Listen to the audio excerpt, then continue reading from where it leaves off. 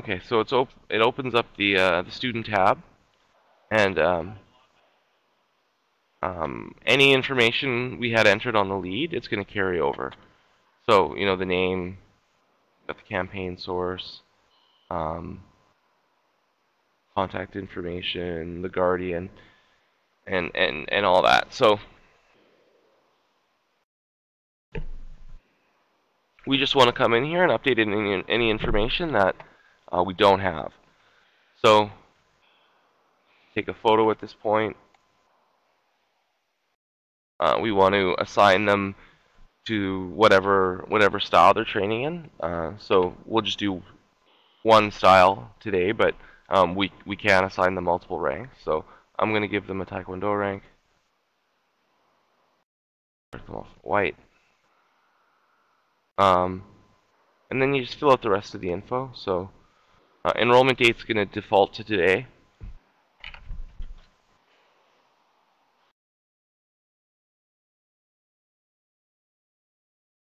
Attendance rating is a rating based on the last 30 days of the student's attendance. Um, so once people start scanning in, every now and then in the top left-hand corner here, you run this update student ratings. So you'd probably do it once a week. You run it. It goes through all of the attendances and updates them based on the last 30 days. So you change the settings, like you set the settings, but by default it's 9 for A, 5 for B, 3 for C, and then anything less than 3 would just be non-active. So yeah, it's just a tool that's really, really quick and easy, and it's going to show you whose attendance is poor. So again, you can have emails trigger and stuff like that when it starts to drop down to C or non-active. Last attended and last exam also will fill themselves in as you start taking attendance.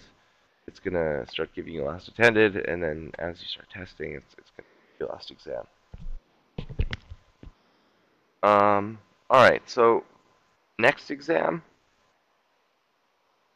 um, we'll get the system to fill out for us. So we're going to skip over this for now, but as soon as I save the student, I'm going to show you how to populate that. Okay, so the birthday carries over. What medical is? This is just any information, medical information you might need to know. So maybe they're diabetic, or it could just be they hurt their ankle in class the other night. Just anything like that. So if you're printing off class reports, it's going to show you anyone in class that has a medical condition that you or the instructor might need to know about. And then belt size is for a belt order report. So you just want to key in the belt size. So family we'll come back to in a second. If you're entering in family, you would do this a little bit differently. So we'll come back to that. Need info and info due date. This is a way to flag the student. You say need them to sign some paperwork, and that's due as of today. What will start happening is when they scan their card in, it's going to notify them, and then like if a staff member sitting at the front desk, it'll notify them as well that something's needed from the person that just walked through the door. And also, if you use, say, class reports, if this person is in class, next to their name, it'll say, this person needs to sign some paperwork. Then the instructor could pull them aside. Alright, so then down into contact info, which carried over from the lead. The only thing that wasn't on the lead page is SMS. What this is for sending text messages out to the students. So if you needed to, say, send a text message to 10 people, notifying them of something, you could. Now, some of the time, Perfect Mind will be able to generate the number for you. or the address for you. So you key in a mobile number, and then you hit the arrow, and it generates what's called an SMS address. So it's going to be the cell phone number at yourcellphonecarrier.com.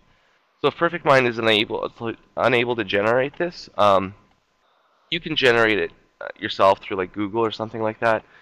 You could just ask the kid, well, who's your cell phone carrier? They say Virgin Mobile, Virgin Mobile SMS address or something like that, and you would get that information. So it's a little bit of extra work, but you can still use it even if Perfect Mind doesn't generate the number. So this new student follow-up section is a system to remind you to keep in touch with the student over the first couple of months. So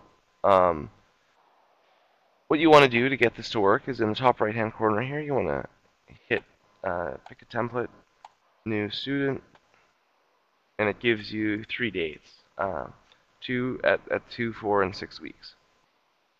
So up here in the view again, you just would choose, call twos to make for this week.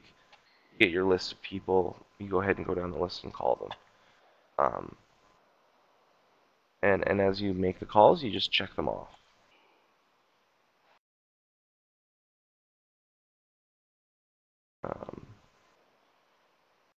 So that's the idea behind that, and you would probably log the call as well, which we'll take a look at in a second on how to do that. I just can't flip into these tabs while I'm still in edit mode here.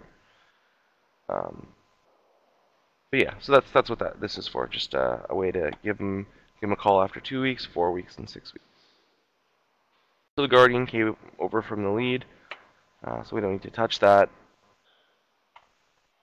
The charts have no info in them yet, obviously, because they're a new student, but as time goes on, you'll get their last year of attendance and any stripes that they have due. So the bottom section here has to do with just their ID. So you won't really use this, probably won't use this, and if you are using it, odds are you'd have us give you a hand with it. So we're going to skip over that. Alright, so I think I'm ready to save. So it's going to ask me a couple of questions. The first question, am I doing this because they passed an exam? That's not the case. They're a new student, so no, they didn't test today. And if I would have said yes to that, it would have just recorded today as an exam day, which isn't a huge deal. It's just not really all that accurate, but it wouldn't hurt anything. And now it's asking me, do I want to create stripes and find the next exam for the new rank? So I'm going to say no to this because I want to show you how to do it anytime, not just when you're changing the rank. Okay. Alright, so next exam, let's take a quick look at this. So to get this to fill in, you need to have exam dates scheduled. So we entered in some exam dates in the basic class. So once those exam dates are in, all you do is in the top left-hand corner here, run this exam and stripe update. It's going to go through everyone.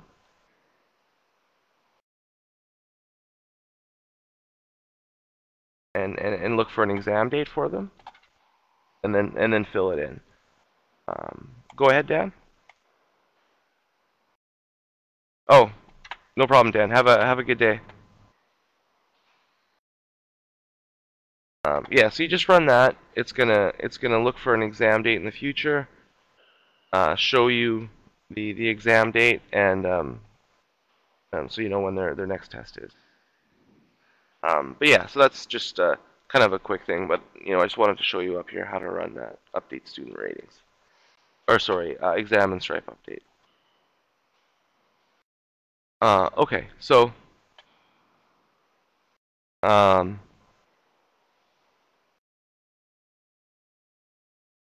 you can see here he's booked into the exam as well. Like there's an actual exam booked, and under stripes here, he's got three stripes with due dates. So yeah, it gives you when that exam is on this home page. Up in the attendance, it gives you a booked attendance for it, and it also gives you stripes and when they're due.